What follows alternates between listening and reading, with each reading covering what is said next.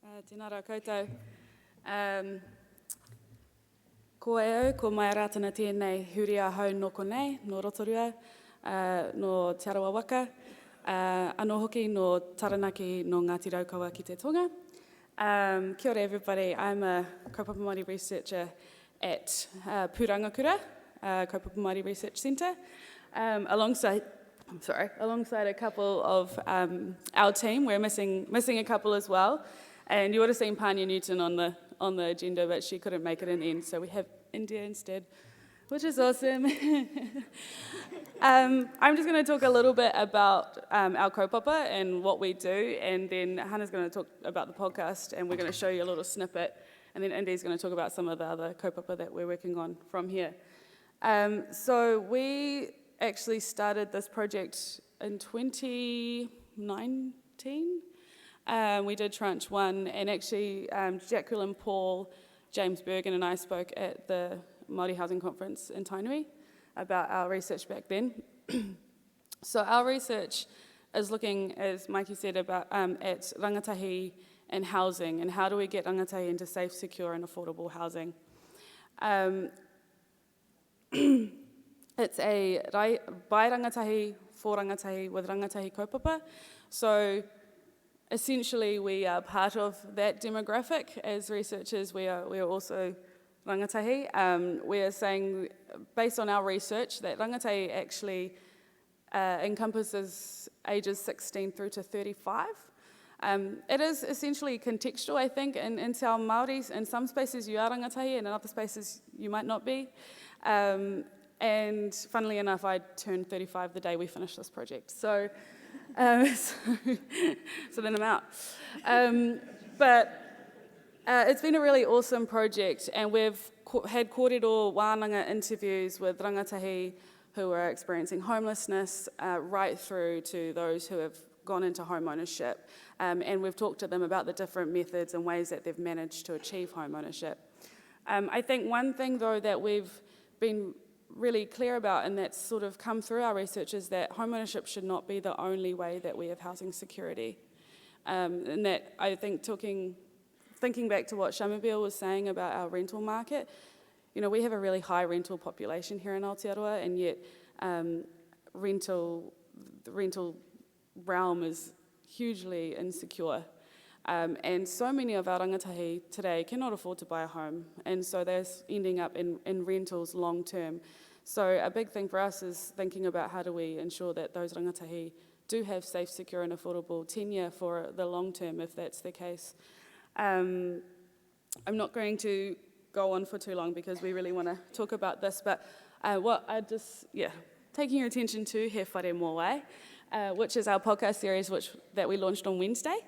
It's also a video series, so it's going to be available on YouTube as well as Spotify, Apple Music, etc. I'll let Hannah talk to it a little bit more, but I just wanted to talk to the title. So He Whare Mō Wai sort of is a play on words, and it talks to who is housing actually for. It also, if you put Mō Wai together, we start to think about he ahuru Mō Wai and other things like that around, that home place, that place of belonging. And so it really speaks to what we aspire to for our rangatahi. So kia ora, I'll pass it on to Hannah. Kia ora nā, my name is Hanna-Marie Monga. My family are mainly from the Cook Islands and Ngāti Whātua and Te Uriahau. I am a researcher, part of Pūrangakura. I also have a background in architecture, working for Mall Studio in Tāmaki. So He Whare Mō Wai, it's about sharing our realities and our struggles with other rangatahi, so we can relate to each other. We can discover that we are all in the same kind of boat. Our topics cover living situations across the housing spectrum. We have some talking about homelessness, we have some talking about innovative housing solutions such as tiny house living. We have people in home ownership, people that are homeowners but are also renting just because the housing doesn't fit their purpose. So our podcast is a platform for all our young people that have like 30-second attention spans. And it's quite accessible and it has a wider span. Instead of having like books and reports that little people are gonna try to get. So yeah, I hope you enjoyed this little teaser video that's coming up next. But please follow us if you can. All our information is on our stall at the BBHGC store there. Please enjoy. Also, thank you to BBHGC for funding this and Pūrangakura. We really appreciate you. Make a change. This is your life, you have a say. Speaking it proudly, baby, this is me. We need to support rangatahi into safe, secure and affordable housing that supports their well-being and is sustainable. Journey there.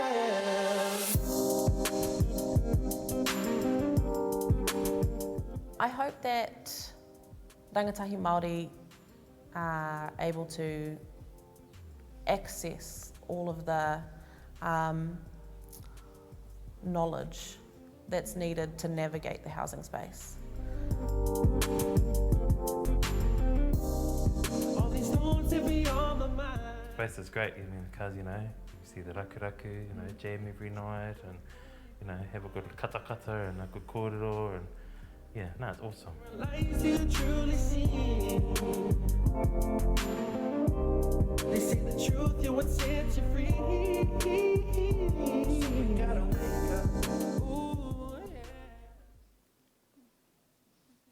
Thank you. I'll pass it on to Indy now.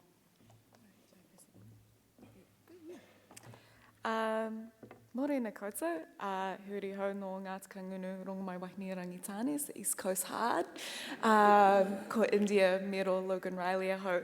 And yeah, I'm the sub-in. I enjoyed the cohort over the last few days of we'll put a quick notes together and see what we can make fly. And so I'm really lucky to be a community researcher at Pūrangakura with the Generation Kāinga project, something that has just started in the last few months and will be going on for the next 4 years. It covers lots of different topics, but it's based in this idea that we bring rangatahi into researching, to lead that research and to unpick and uncover and start to articulate the aspirations for diverse papa kāinga that our rangatahi have.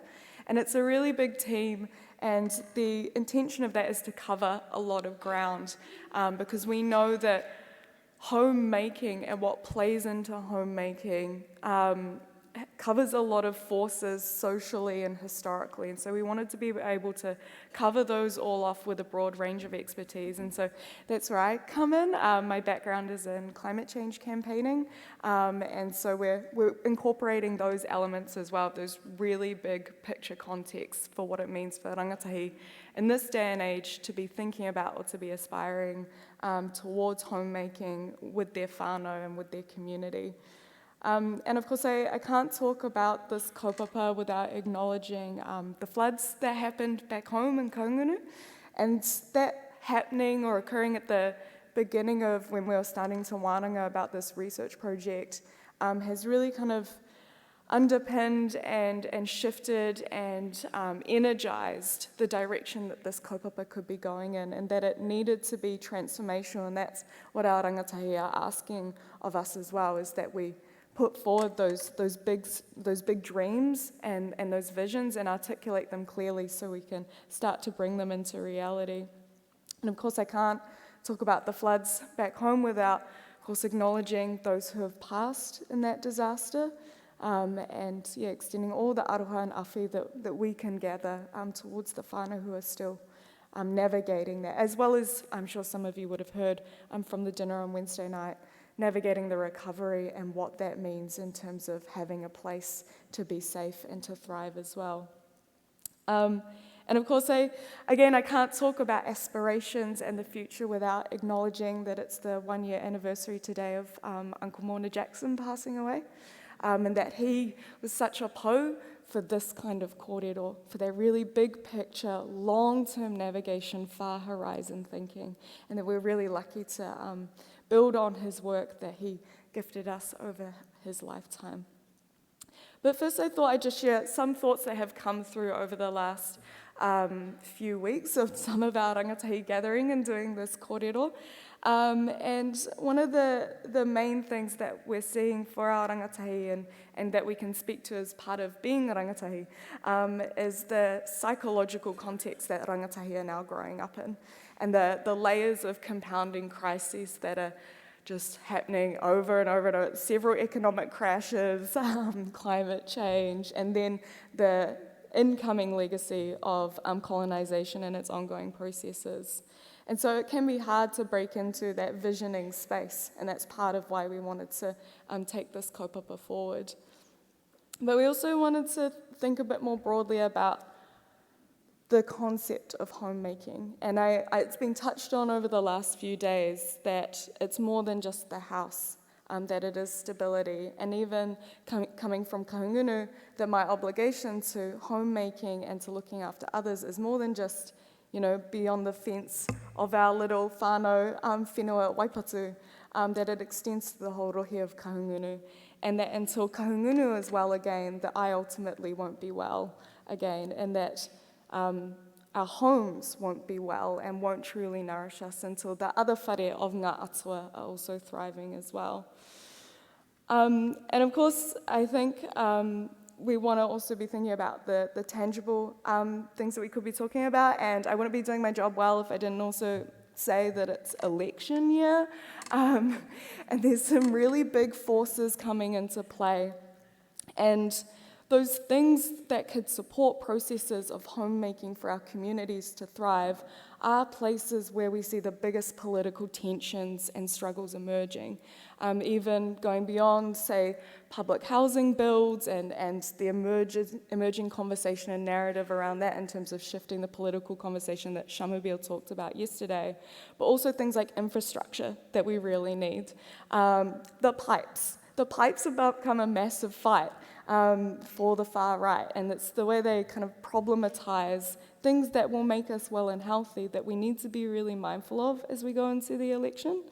And of course, seeing this as a stepping stone to clear the way for those rangatahi aspirations that we'll be compiling in our research project to actually be able to come into fruition, that our research doesn't just stay in-house, that it provides tangible pathways holistically to tackle climate change, to address homelessness, to achieve constitutional transformation, to enable our rangatahi to have safe homes no matter the circumstances that they've grown up in.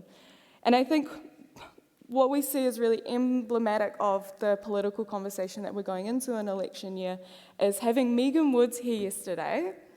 I'm a name and shame, where she's talking about all the good things that the government is supporting in the housing space, but 2 days ago she approved the exploration for oil off the coast of Taranaki, right? Something that will threaten any home across the world. It's the equivalent of like a handshake with one hand and a slap with the other. And so that's what I mean in terms of these political conversations, that we need to be getting in them and holding them accountable. And so I hope that from some of this, you take away some of those seeds of hope, that our rangatahi are dreaming really big and really transformational, and that we really are hoping to step into that legacy that amazing, incredible people like Moana Jackson have created the space for us to activate. And that this year, like any year, but particularly in an election year, that relentless solidarity is really important, and that we do our mahi, and this is important, incredible mahi that people have been sharing the case studies of over the last couple days, but that we're also playing really big, and we're making sure that our rangatahi have places to bring into reality those visions and dreams as we keep moving forward. And I hope there's a little bit of hope and a little bit of spiciness as well for my kōrero this morning. And yeah, I just want to mihi to these two as well for letting me crash the kōrero. Kia ora.